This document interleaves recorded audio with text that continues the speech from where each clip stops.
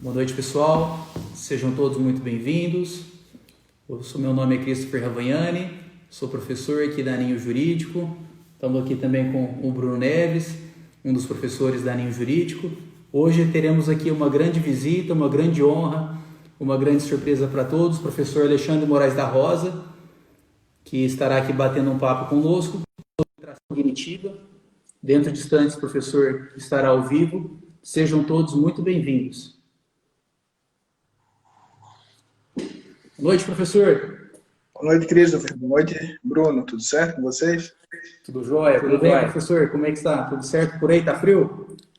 Tá, aqui tá friozinho em Floripa, né, cara? Essa época já tá uma época mais com um ventinho, mas tá gostoso. E aí também?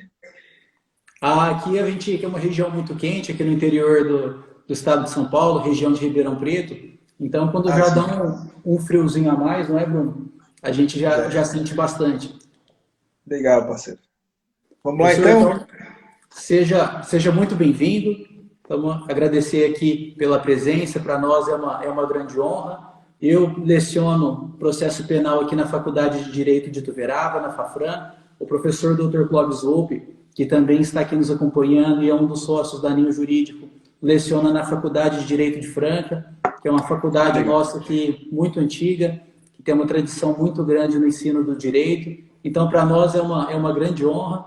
E hoje aqui, o professor Clóvis acabou de mandar uma boa noite aqui para a gente. Então, Dá professor, com suporte. muito prazer, recebemos aqui o professor Alexandre Moraes da Rosa, juiz de direito, um dos grandes autores, não é, Bruno? Sim. Que temos aí de processo penal na atualidade, escreve junto com o Auri Lopes Júnior, que nós Isso. aqui particularmente, não é, Bruno, somos fãs de carteirinha do professor Auri, Legal.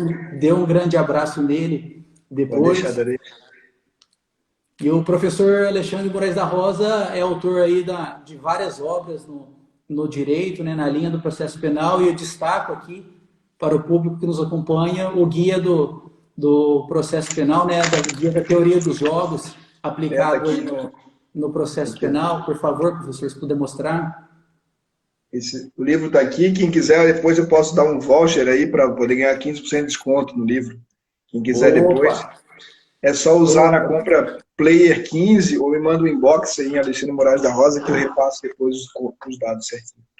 Oh, Muito perfeito, obrigado. professor. Nós agradecemos. Então, o nosso tema aqui do bate-papo com o professor Alexandre Moraes hoje é tração cognitiva no processo penal. E passo a palavra para o senhor, professor. O senhor nos brinde aí com essa temática, por gentileza. Eu agradeço muito a vocês, que os professores Christopher, Bruno, os demais que estão nos assistindo aqui, as pessoas que já entraram na nossa live. Dizer que eu fico contente, faz muito tempo que eu não vou para a região de vocês, aí é sempre um desafio, embora agora tenha mais voos, né, tem mais oportunidades para poder estar com vocês. É sempre essa loucura de sair de Santa Catarina, o Auri sai um pouco mais longe, de Porto Alegre, mas ele acaba tendo mais voos. Então, como é que surgiu essa ideia de pensar com vocês? Eu agradecer ao Ninho Jurídico, né, que vocês têm esse desafio de manter o ensino de qualidade. Eu e o Auri, que tem essa questão de manter o Criminal Player, que é o nosso podcast, terças, quintas e sábados, e também tem o Dúvida Razoável, que é um outro podcast que eu mantenho com o Francisco Monteiro Rocha Júnior. E nesse nosso podcast a gente tem que inventar temas atuais, né?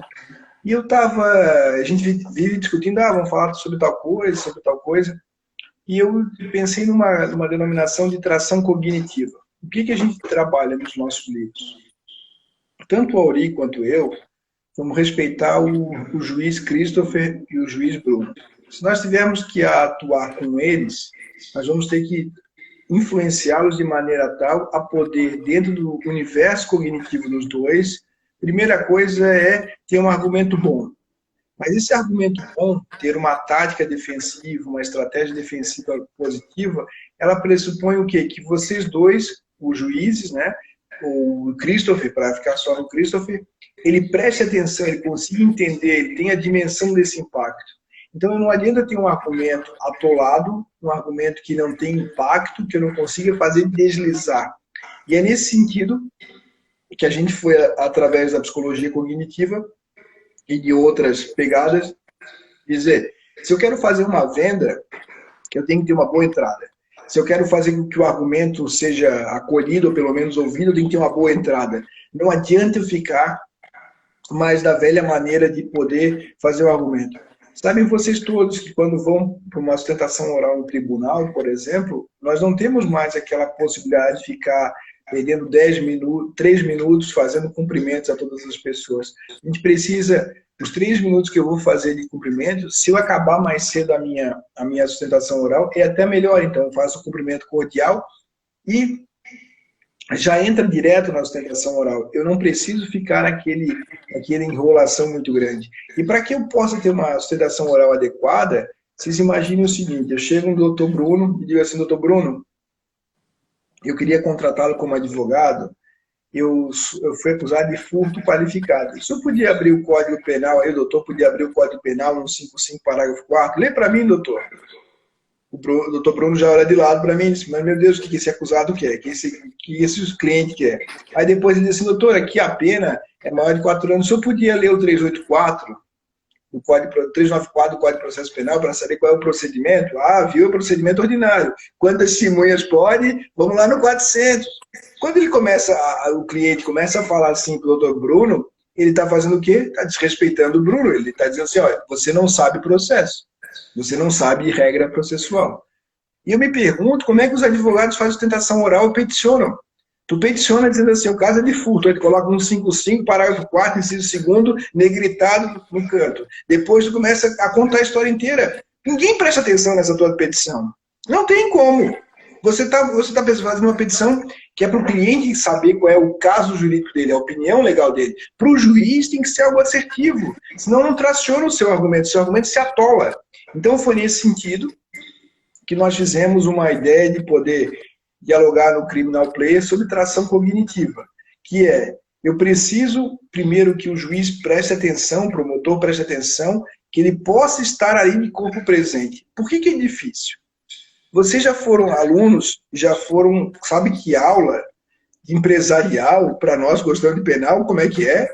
Porra, é aquela aula maravilhosa, né? Tu tá de corpo presente, teu pensamento tá longe, então tu tá ali para poder receber chamada e tal. E quando nós como professores, damos a mesma aula 10 vezes, 20 vezes, e eu dou aula há 10 anos na mesma matéria, tu já dá aula no piloto automático, né? Tu já sabe que vai falar daqui, então assim, parece que tu és um personagem, porque nem tu estás ali presente, tanto que já é repetido a matéria.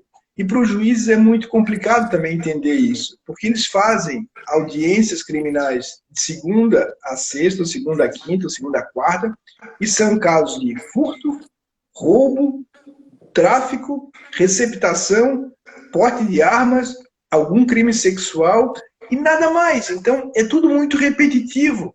Se você não tem uma possibilidade de fazer o que a gente chama de plot point, que é um ponto de virada, que é criar uma circunstância que o juiz possa parar e pensar diferente, você, dali em diante, pode chamar a atenção do que ele pode estar fazendo audiência, pensando que tem que passar no banco, pensando que tem que passar no supermercado, tem que pagar aquela conta, tem que ver a outra sentença, porque as coisas são muito repetitivas. Então, a ideia de criar um significante que é a atração cognitiva é que você possa ter alguma coisa que enganche o julgador. Quando ele está ali, está lendo o processo, está escrevendo, ele te olha para a testemunha, aquilo ali fez questão para ele. O que você pode aproveitar daquele, o que a testemunha disse, que fez questão para ele?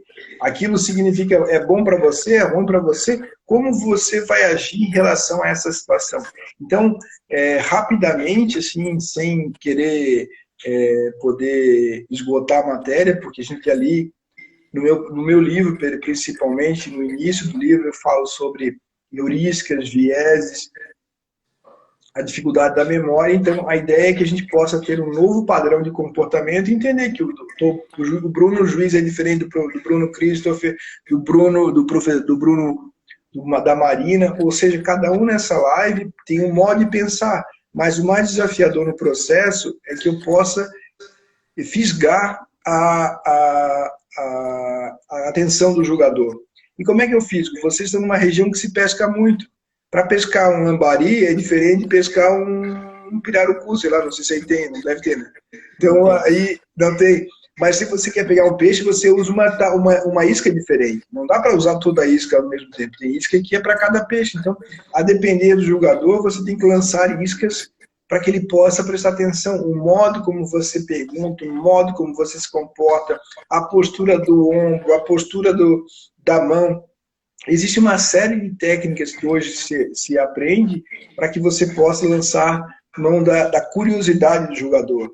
Eu gosto muito de dizer para os meus alunos, né, assim, que o Kinder Ovo, que as crianças adoram de brincar, ele é proibido em alguns países. Por que ele é proibido? Ele era proibido, agora eles fizeram uma alteração. Quando você compra o Kinder Ovo, ali no cantinho está dito o que tem dentro. Mas antes a criança não sabia o que tem dentro. A surpresa, movimento imaginário. Então, por isso que era proibido, que a surpresa vai. Então, quando você consegue colocar um grau de ansiedade no jogador, de uma surpresa que está para vir, e tem que vir, ele presta atenção. Se é mais do mesmo, não tem como fazer chamar atenção. Então, foi nesse sentido que nós pensamos numa abordagem cognitiva do processo, e que nós, lá no meu livro, na página, no capítulo de argumentação jurídica, eu vou trabalhar as diversas falácias do processo penal, o que é o argumento material, o que é um argumento formal, como se construir um argumento. Porque se eu disser assim, a live do Ninho Jurídico foi muito legal, foi muito divertida, mas, quando eu uso mas, eu nego tudo anterior. Então eu tenho que tomar cuidado até o modo como eu faço as petições, o modo como eu faço as coisas. Obrigado, Priscila. Hoje de manhã fui com o João Porto, lá de Goiânia, de Rio Verde, foi muito legal. Então, a ideia, hoje é a quinta live, então hoje foi um dia corrido aqui, eu já estou soltando as tiras, como diz a minha havaiana, já está soltando as tiras. E a minha ideia básica com vocês, então, é situar que há de existir uma abertura cognitiva no processo penal. Eu recomendo muito ler os livros de psicologia cognitiva, Daniel Kahneman e outros autores, para que a gente possa perceber o desafio humano que é a cognição. Não é o juiz que está de má vontade, muitas vezes, não é o promotor que está de má vontade, é que o argumento não entra correto, ele não entra justo, ele não entra na oportunidade. Eu tenho 3 filhos, né? Então, o Felipe diz assim para mim, pai, a gente sabe que não pode pedir para o pai a qualquer coisa, a qualquer hora, tem que ter um momento adequado, tem que ter um momento oportuno. Então a gente sabe disso nas relações humanas e muitas vezes viramos de costas achando que o direito é meramente normativo. Então foi nesse arco pequeno para vocês entender o desafio da cognição no processo penal. Muito legal. Professor, o professor Clóvis mandou uma pergunta se a atração cognitiva no processo penal se pressupõe uma inércia probatória do magistrado. Aqui, assim, esse deslocamento, a pergunta é bem legal. Num processo que a gente vai sustentar, é um processo em que o juiz não tem atividade probatória nenhuma. Mas se o juiz for um juiz curioso, você pode usar justamente essa curiosidade dele a seu favor. Então, a ideia da teoria dos jogos é justamente que a gente vai adaptar a nossa tática, ou seja, aquilo que o comportamento num round, ao que é a nossa estratégia. Se eu tenho um juiz que produz prova de ofício, que é curioso, eu posso jogar uma isca para que ele possa realizar aquela prova. Não deveria ser o certo. O correto no processo acusatório é o juiz. Eu sou bandejeiro, eu entrego a palavra para a acusação, entrego a palavra para a defesa, faço interrogatório, eu faço ainda para não dizer que tem nulidade, é verdadeira acusação que lhe é feita, sim ou não? Não. Diga o que tu quiseres, eu não fico fazendo pegadinha para o sujeito, querendo dar nó, porque me parece que essa não é a função do juiz. Mas se você tiver um juiz que acha que tem que produzir prova, use isso a seu favor, ele não será uma informação ruim. Você joga uma isca para que ele possa, eventualmente, ir atrás da prova do seu lado. Então, jogar alguma coisa que possa fazer o sujeito ir isca é muito importante. O Auri e o Ruiz Ritter escreveram sobre dissonância cognitiva no processo penal. O que é dissonância cognitiva? Quando a gente está convencido de alguma coisa, a gente rejeita o que vem em contrário. Então, como é que a gente pode agir num juiz com dissonância cognitiva? Se eu quiser insistir numa prova contrária, ele não vai ouvir.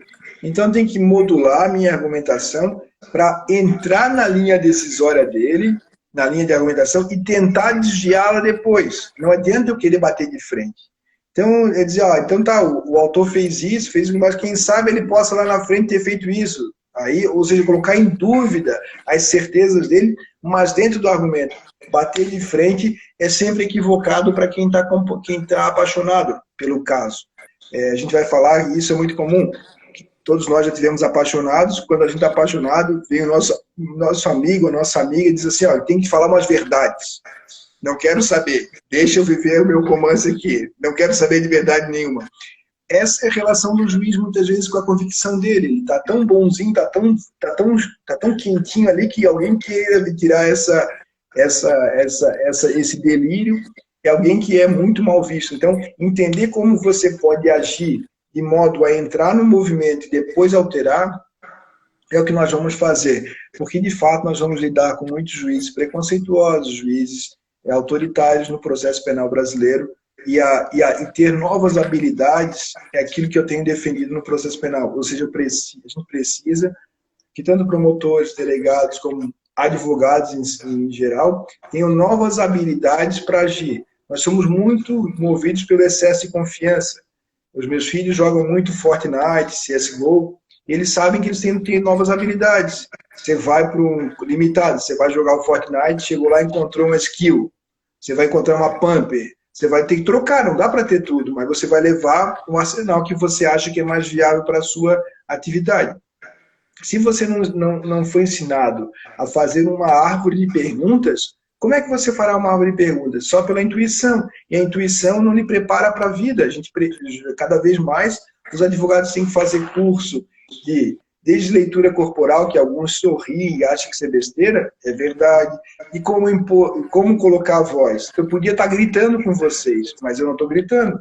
Eu estou falando de maneira pontual, eu estou colocando os argumentos de maneira lógica. Se eu quisesse confundir, eu poderia falar mais rápido, eu poderia ser agressivo, eu poderia ser paciente. Como eu indago um policial? Como eu indago um policial agressivo, um policial hostil? Como eu indago um policial amigável, um idoso, uma criança?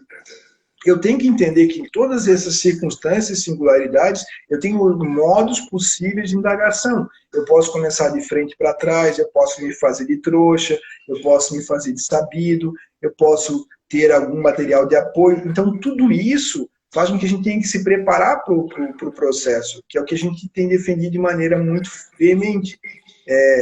Eu sempre fiz assim, eu vou para a audiência, leio o processo e faço as perguntas. Não, é justamente o contrário.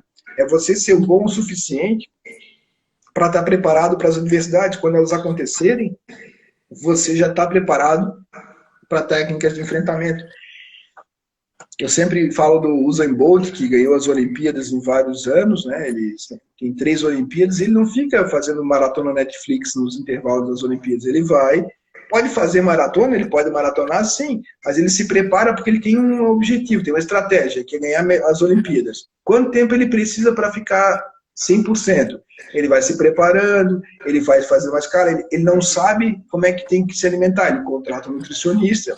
Hoje um advogado que minimamente atua no crime tem que dominar algumas noções de prova digital. Senão ele não sabe nem como abrir. Ele recebe uma citação, um HD com 1 terabyte de dados e vai querer colocar no Mac dele. Ou seja, ele é um amador. Então, você tem que entender de algumas habilidades que são fundamentais para que possa fazer. Então, você vai numa audiência e diz assim, doutor, aqui nós temos uma dificuldade porque quando se extraiu os dados, não se atendeu a cadeia de custódia. Você fala na mesma língua.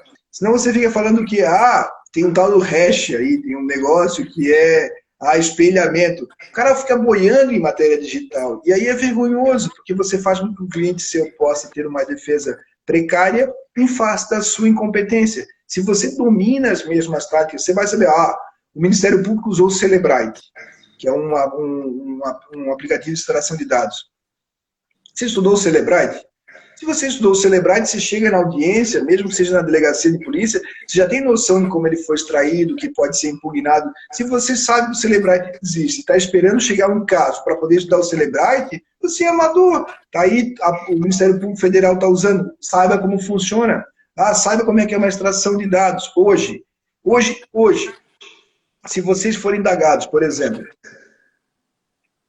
uma vítima liga para vocês e diz, alguém me xingou na internet. Como é que você faz prova disso? Em geral, os advogados analógicos dizem, temos que bater foto disso, levar no cartório para fazer uma ata notarial. Esse é um cara superado. Tem vários aplicativos no mercado que são muito mais rápidos.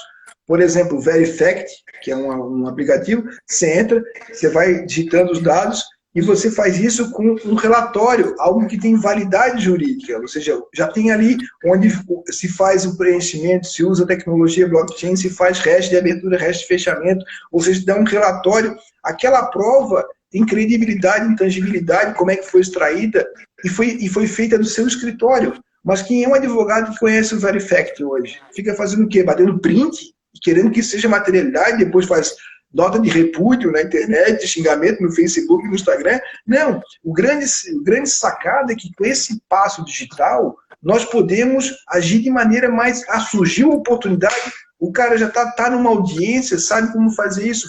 Tem um livro do Dario Fish, do Dario que eu gosto muito, tá ali, o livro do Dario Kist, que é sobre provas digitais, que é muito legal. Um delegado de polícia explicando o que é prova digital. Então, o Tiago Vieira tem um podcast agora lá com a Improvável da Mariana Matida. Ou seja, o que eu quero fazer, eu como juiz e qualquer um, é que a gente possa ter mais habilidades possíveis. A gente está preparado para jogar. Está preparado, queimou uma lâmpada, sabe trocar luz, quebrou o cano, sabe arrumar o cano. Quanto mais habilidades tu tiveres na vida, tu está preparado para mais adversidades. No jurídico, quanto mais você tiver esse passo tecnológico, mais habilidades de argumentação, de como fazer petições, de como se comportar, de como se vestir.